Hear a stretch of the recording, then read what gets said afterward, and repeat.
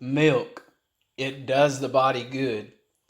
Peter knew something of how good milk is for the body because he wrote in 1 Peter chapter 2, beginning in verse 1, of some things that Christians should do because of their relationship with God. In fact, in 1 Peter chapter 1, he spoke in verses 22 through 25 about how Christians have a new life by God's grace. He begins chapter 2 saying, "Therefore, putting aside all malice, ill will toward another person, and all deceit and hypocrisies and envies and all slanders, like newborn babies, long for the pure milk of the word, so that by it you may grow in respect to salvation, if you have tasted the kindness of the Lord." Where does a child of God begin working on himself? Well, Peter says we begin by getting rid of the evil attitudes and evil actions. But this is not just a one-time occurrence. It's a daily action of those who belong to God. Secondly, he says false things like deceit and hypocrisy must be removed. Next, he says envy, advancement of self by the downfall of others, has no place in the Christian's life. Finally, he says slander, or the disparaging of others along with the spreading of false stories, must be put aside.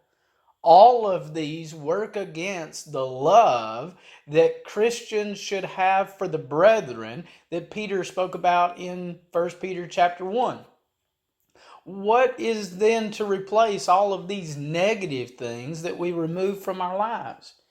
Well, Christians are to long for or desire the pure, that is, the unadulterated, without impurities, uncontaminated, pure and reasonable or rational, meaning true in nature, contrasting with the false things from verse 1 that we're supposed to get rid of and remove from our lives.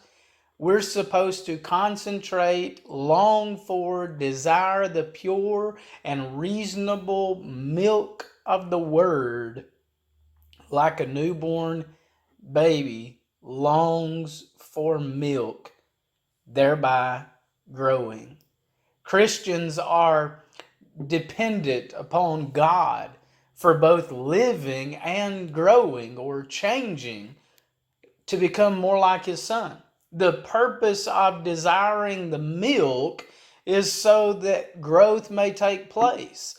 The same is true for the Christian. Desire for the pure milk of the Word is for the purpose of growth. The result of this growth, though, is spiritual maturity headed to or leading to salvation. Christians are to consistently consider whether or not they have experienced the kindness of the Lord. And so Peter leaves it to us to decide if we have experienced this. But if we have experienced the kindness of the Lord, then we should long for the Lord. Albeit, once one has experienced the Lord's kindness, he should desire the milk of the Word, which leads to growth and leads to one's enjoyment of the kindness of the Lord, which in turn leads back to a desire for more, or for us to experience more of the Lord's kindness. So what are we to do with what Peter has told us about? Well, we can work on getting rid of the negative things in our lives. And as we get rid of those negative things, we replace them with a desire for the Word.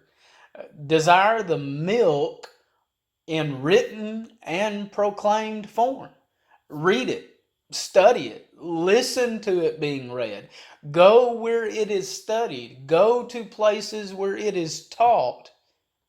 Watch lessons and observe others studying and teaching the Word.